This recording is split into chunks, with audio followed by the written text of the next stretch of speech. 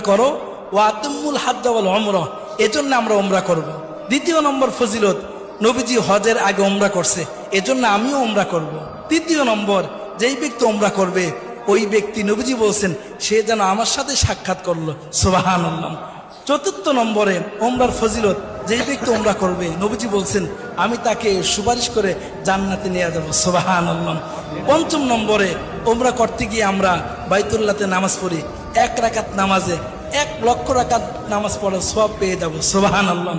6 নম্বর ফজিলত হলো দুনিয়াতে থেকেই জান্নাতি জিনিস এর মধ্যে চুমা দেওয়ার সুযোগ হয়, যেটা হলো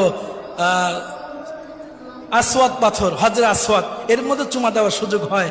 7 নম্বরে উমরা করলে জিন্দেগির গুনাহ মাফ হয়ে যায়। 8 নম্বরে উমরা করলে দোয়া কবুল হয়। 9 নম্বরে উমরা করলে, উমরা করার সময় যখন আমরা লাব্বাইক আল্লাহুম্মা লাব্বাইক বলি,